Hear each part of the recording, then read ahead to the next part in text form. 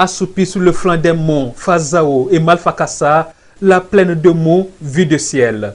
Le territoire semble se réveiller pour participer au festin du développement depuis bientôt 6 ans. Et en 6 ans, cette partie du Togo dans la région centrale tente de se forger une identité. La plaine est une mosaïque incroyable de peuples, de multiples ethnies, de multiples langues, dialectes et traditions cohabitent ici. La légende raconte que les hommes et femmes de cet espace ont été longtemps déconnectés du reste du monde. La raison en est qu'ils n'étaient pas atteints par les programmes et projets de développement. Notre préfecture, plein mot là, c'était un milieu reculé, on appelait ça 6e continent. Et en ce moment, pour quitter Bassar, arriver ici, il faut faire 4 heures. Yarkpanga, que j'ai connu, à l'époque, j'ai fait le cours primaire ici. On passait le BPC à Ayengere. Et il doit falloir passer par le mont Fazao pour aller passer le BPC à Ayengere par manque de voies. Et là, on ne peut pas passer par vélo ni à moto, il faut marcher à plus de 40 km avant de rallier la préfecture mère d'origine. Quand il pleut comme ça, il y a le vent soudain. Et ça lève les choses, nos cahiers, nos ardoises, nos sacs, tout. Ça lève. Lorsque la pluie tombe comme ça aussi, les cahiers se cassent. Le lendemain, on ne trouve pas à écrire. Quand la pluie tombe comme ça, les enseignants nous laissent partir à la maison. Et le lendemain, si il ne pleut pas encore, on commence les cours. Les infrastructures socio-économiques de base étaient entre autres défis à relever pour ce territoire rural. Depuis des années, depuis plus de 72 mois déjà, l'État s'y est en tout cas engagé.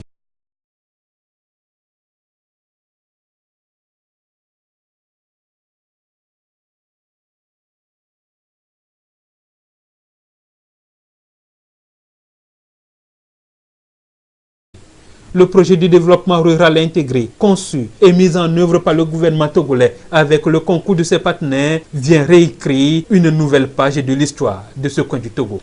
Les actions qui ont été menées par le gouvernement togolais dans toute la plaine de Mo touchent tous les aspects de développement. Le souci que le chef de l'État a d'améliorer le niveau de vie de toutes les populations qui vivent dans la plaine, de la santé à la fourniture de l'eau, de l'électricité, à la commercialisation, en passant même par le désenclavement avec la construction des pistes qui ouvrent le marché de la plaine de Mo aux autres marchés du territoire et même sur le plan international. La liste des résultats de ce projet est bien longue.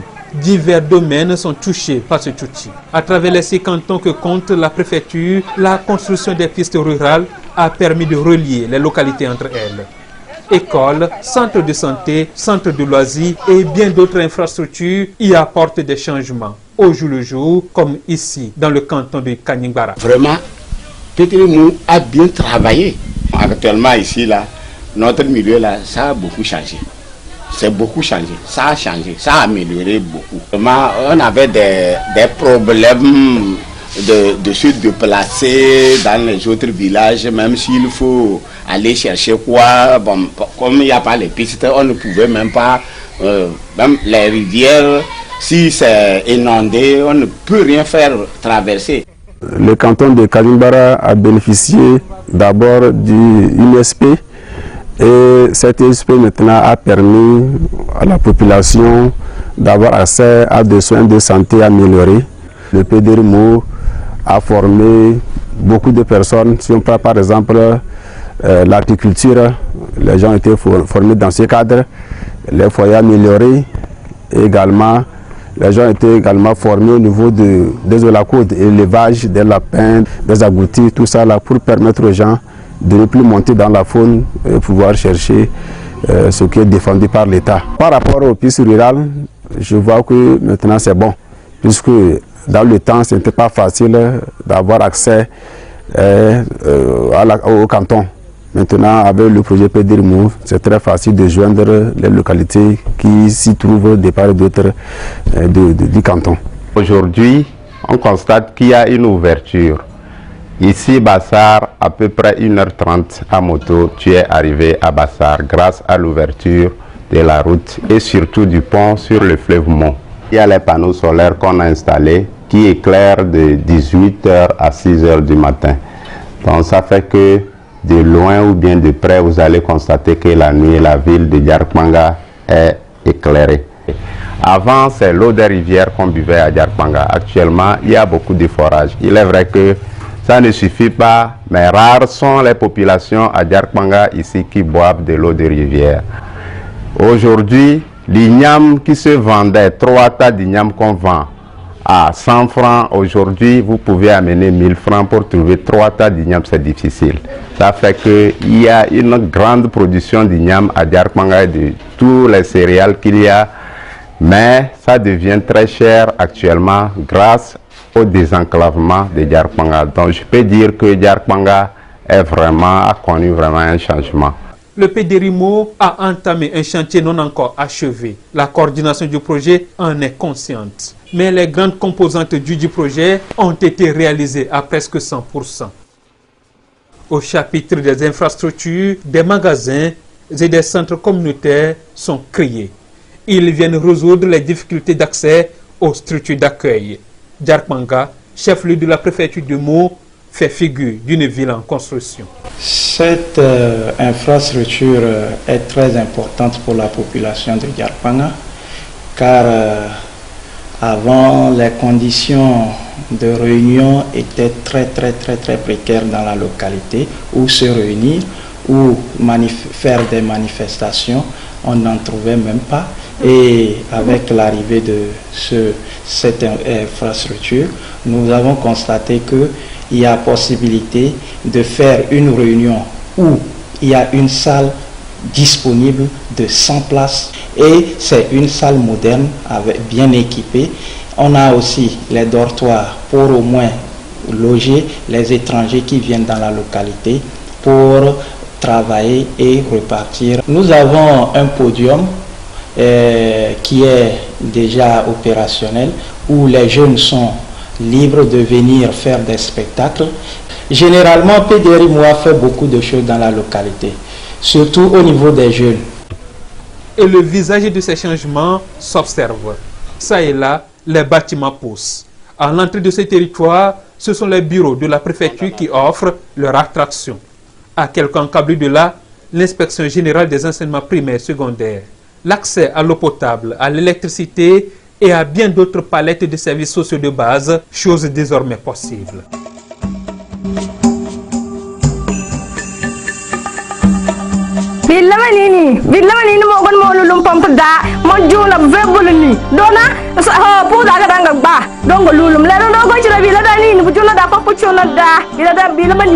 Avant, nous quittons la nuit pour aller puiser de l'eau dans la montagne.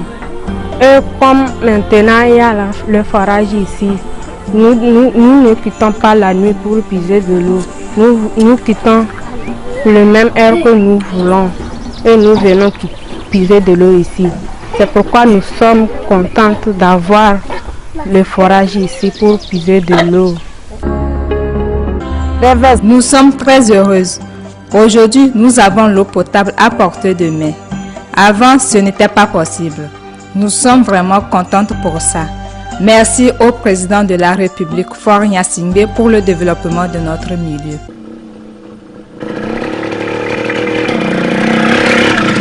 Cet agent de l'administration publique affecté dans le milieu est visiblement à l'aise, contrairement à ses préjugés. À Djarkmanga, lorsque j'ai été même affecté, on m'a dit que le premier problème que j'aurais, c'est le logement. Donc Dieu merci, je n'ai pas de problème. C'est grâce à ce logement, le travail me rend si facile. C'est la communauté qui gère, donc par le biais du comité cantonal de développement. Ils ont souhaité mettre à l'aise toutes les structures qui arrivent pour travailler ici. Grâce à ce projet PDRIMO, et entre-temps Djarkmanga, qui était un mythe pour beaucoup de personnes, parce que même dans les grandes villes, on ne peut pas trouver ce logement, parce qu'il y a tout, et je me sens à l'aise. Milieu essentiellement agricole, l'État a décidé de rapprocher les services de l'ICAT des populations. Les institutions de microfinance gagnent déjà le terrain. De quoi promouvoir chez les hommes et femmes d'ici, surtout les jeunes, l'accès facile au crédit et à la culture d'épargne. Dans cette école primaire publique de Banda, apprenants et enseignants ont redécouvert le goût de l'école. Ici, comme dans les autres cantons, le PDRIMO leur a apporté bâtiments et cantines scolaires. Au début, on était sous les paillotes. Quand il pleut, on doit libérer les enfants. Aujourd'hui, on est sous un bâtiment. À midi, quand les enfants rentrent, il y a problème d'eau. Donc, ils doivent parcourir de longues distances pour chercher l'eau. Et le soir, il revenait presque en retard. Mais aujourd'hui, il y a la cantine.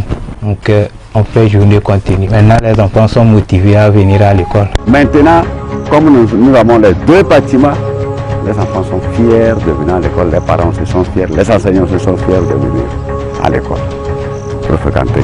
Donc, on a eu 100% de CPD. Toutes ces actions sont aujourd'hui possibles grâce au concours des populations qui ont cerné l'urgence des actions à leur profit. Et les parcelles, les espaces qu'ils vont céder à cet effet vont être indemnisés. Il y a une indemnisation communautaire qui touche d'abord les biens communautaires, c'est-à-dire quand une propriété perdue est communautaire, on fait une indemnisation communautaire. C'est le cas des terres. Et là, avec l'accord des populations, nous avons opté à réaliser les infrastructures communautaires. Aujourd'hui, nous sommes dans l'ère où on parle beaucoup de changement climatique. C'est dans ce cadre que nous avons appuyé les communautés, c'est-à-dire 25 villages, à créer 25 forêts communautaires d'une superficie totale de 520,9 hectares. Nous avons appuyé aussi 46 communautés et CVD à faire des reboisements dans les sites dégradés ou fragiles. Nous avons appuyé enfin les individus pour faire aussi des reboisements privés. Et ces reboisements privés, nous avons appuyé 124 personnes qui ont fait un reboisement total de 102 hectares. Toutes les infrastructures que le PDRIMO a mis en œuvre sont électrifiées à base de l'énergie solaire. Que ce soit les centres communautaires, les écoles, les dispensaires, les logements de services, tout est équipé. Même les mini-AIP, ils sont alimentés par l'énergie solaire. Ces actions vont contribuer à la réduction des émissions de gaz à effet de serre. Et nous avons mis 14 220 plans le long des pistes que nous avons construites dans la plaine et même sur des voies à Bassar. Et depuis que la réalisation des infrastructures sanitaires sont choses possibles ici à Bolou, par exemple, les traitements traditionnels composent désormais avec la médecine scientifique. Avant, quand on était ici, les femmes ne venaient pas parce que, étant dit qu'on était avec les hommes, ici nous sommes en milieu musulman que les femmes n'aiment pas se jumeler avec les hommes.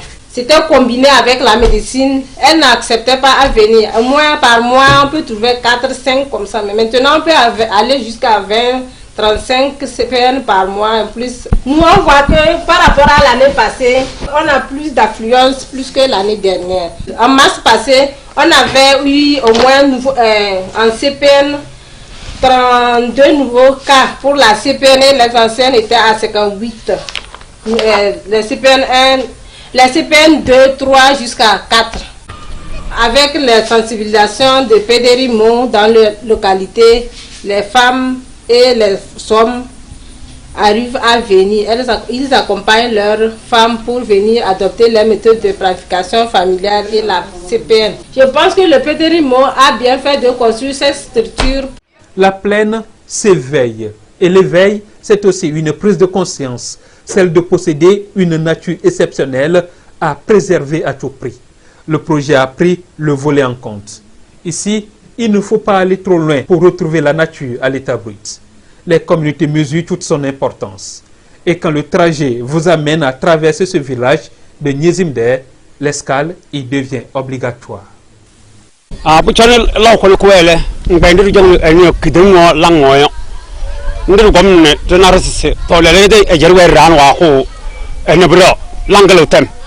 Donc, tout to nya ban ne se law na ko de ko da ni ci wayl ko ko ndu hilim ko bam ko ndu rotew da ro ne be de ne to se enyo do na be de law ko ne de se ko te zo ku ya ba awatan to hazo ku yo to zo ka da tan ro elle le ro ba ma ro na ka da ka wasa pim law ngo ko ko wazoro même le le te ze arka se be da be re tan so enyo ni da ko ne de gwang ro ba ko so mun bitin lele ni ta ko ni bisa siu na ako amelo bu dabiri do la ka jala la wese ayo se pedala ni ba do dun ko ba cha ba dabiri pedala sim bai po do to nan dende lele ba we na ka ta kawaza rande ko rande de samari de odun sama pa wi lele pa ti ro da min o to le pai lele ni nundo ba holo. Nous nous sommes entendus et on a mis des règlements. Si quelqu'un ne va pas faire ce travail, il y a l'amende. Et on a départagé la forêt là. Chaque quartier a sa partie. Et quand le jour arrive, on nettoie tout et on fait tout. Et quand on fait ça, tout le monde participe. Parce que tout le monde sait que c'est important pour tout le monde. La protection de l'environnement dans le contexte des affres du changement climatique n'épargne aucune communauté. Toute la préfecture de Meaux y adhère. Résultat d'un travail de proximité conduit par les techniciens de PDRIMO. Le projet a fait déjà au début l'objet d'une étude d'impact sur l'environnement, assortie d'un plan de gestion environnementale et sociale. Et au cours de la mise en œuvre, nous transformons les mesures contenues dans cette étude d'impact en cahier de clauses environnementales et sociales que nous intégrons dans les dossiers d'appel d'offres. Nous avons formé des gens à faire l'élevage des petits gibiers, de 130 personnes, en l'occurrence l'élevage des lapins et des oulacoudes. Nous avons formé aussi des gens à faire l'élevage, à faire l'apiculture, c'est-à-dire l'élevage des abeilles. Et là, nous avons formé 180 personnes. Ceci leur permet non seulement de diversifier leurs revenus, mais ça permet aussi de réduire la pression sur le parc. Si vous avez les écosystèmes qui sont dégradés, cela accroît la pauvreté de la population. Ceci permettra aux gens de mieux diversifier leurs revenus afin d'amorcer un début de développement. De Bolou à Kaningbara ou encore de Folo à Tassi ou bien de Djarpanga à Tindjassé, la tranquillité, la forêt, la nature et l'harmonie sont les choses les mieux partagées ici.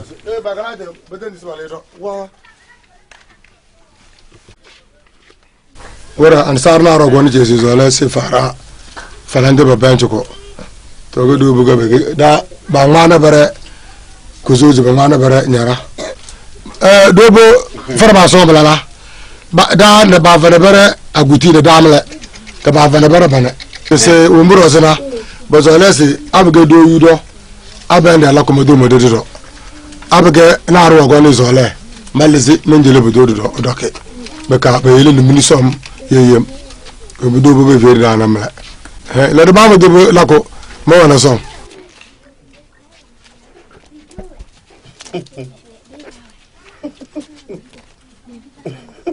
Hommes, femmes et jeunes ont compris qu'il faut composer avec la nature.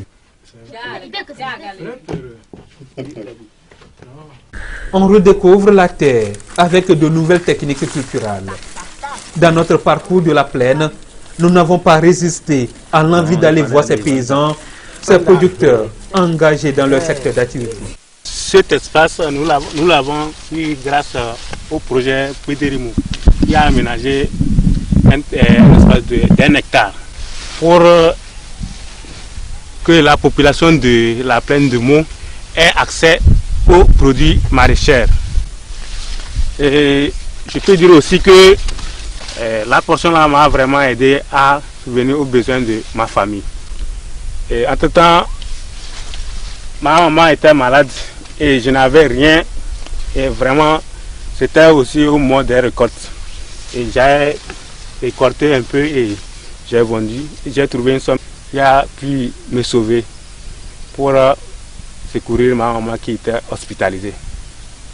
Donc, je peux dire que franchement, le projet PDRIMO a beaucoup fait pour moi.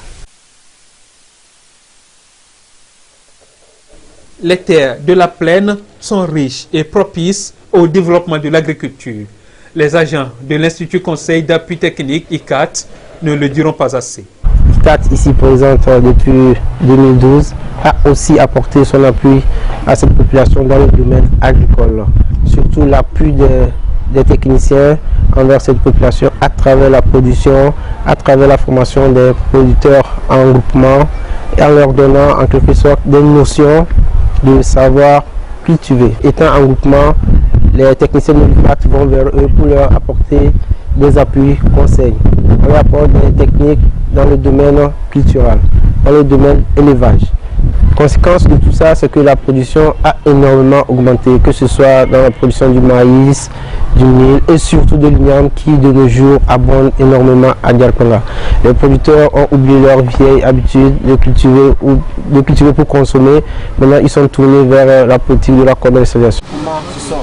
La vision du chef de l'État a été énoncée avec une certaine pédagogie. Il fallait nécessairement préparer la masse paysanne avec les formations de façon à porter cette vision du chef de l'État pour pouvoir mieux s'inscrire dans les actions à développer. C'était le premier point. Le deuxième point, il fallait nécessairement relever les capacités d'accompagnement des structures étatiques, notamment l'ITRA, qui est maintenant en pole position pour générer des ressources, des ressources génétiques. Et le projet prévoit la promotion des zones d'aménagement agricole planifiées. Elles permettront aux producteurs de mettre en valeur des espaces cultivables et d'en tirer meilleur profit. 1500 hectares par ZAP, ce qui fait 4500 hectares pour permettre de regrouper ou de fédérer ou d'agréger toutes les activités culturelles. Ils se retrouvent en coopérative depuis la production jusqu'à la mise en marché. Quand vous avez les paysans qui sont rassemblés sur un seul site avec une exploitation d'un tenant, c'est plus facile au cadre de l'ICAT de donner des appuis conseils. L'avenir de cette partie du Togo, on le pense, prometteur. Le projet du développement rural intégré, dont l'exécution est en phase de prolongation, se trouve être un outil bien pensé pour amorcer le développement de la zone. Déjà, quelques repères. 60 villages sont appuyés dans l'élaboration de leur plan d'action villageois, 8 cadres de concertation sur le foncier créé, plus de 500 producteurs formés et appuyés sur l'intensification des systèmes de production. Somme toute, les indicateurs sont au vert pour un épanouissement réussi de cette contrée, jadis considérée 6e continent. La plaine de Mo aujourd'hui n'est même plus à comparer à celle d'hier. L'accès à l'eau est facile, le taux de scolarisation a augmenté, il n'y a plus de cessation des classes parce qu'il n'y a plus ou bien il y a 20. Nous avons construit des centres de santé, le taux de fréquentation est en nette amélioration. La production aussi est toujours à la hausse progressive. Et donc nous pensons que nous sommes en train de changer tous les indicateurs sociaux dans la... Tout ce qui a été prévu comme recherche adaptative sur le maïs, sur l'igname, sur le coton, tout est aujourd'hui réalisé. Et la preuve, la cotonculture qui était abandonnée depuis longtemps est revenue dans la plaie, à la faveur des résultats et de la recommandation de l'ITRA qui a mené les recherches. Il nous appartient au niveau de notre département d'encadrer, d'accompagner, d'encourager les paysans à exploiter le plein potentiel de ce projet qui donnera, je dirais même les capacités aux paysans de changer leur vie avec la création des richesses que cela sous-entend. Et les jeunes que voici font partie de ces milliers de petites mains qui, jour après jour, année après année, façonnent un paysage unique tout autour de la plaine de Mo. Tout y est encore admirable. La base vie du projet est en pleine construction. Le chantier des logements sociaux évolue et offriront bientôt un cadre attrayant au milieu. La coordination du projet peut compter sur le reste du financement de la BOAD pour accélérer et achever les travaux. Et la station se partage ici. Après le confort, viendra le réconfort. Les peuples d'ici y croient avec beaucoup de conviction. Seulement, nous ne pouvons pas nous laisser aller longtemps à la contemplation de cet univers. La route est une maîtresse insatiable. Nous reprenons le chemin de retour tout en avalant des kilomètres, minute après minute, l'esprit encore bourdonnant des échos de cette plaine, une plaine qui fait toujours objet de vitalité et de viabilité.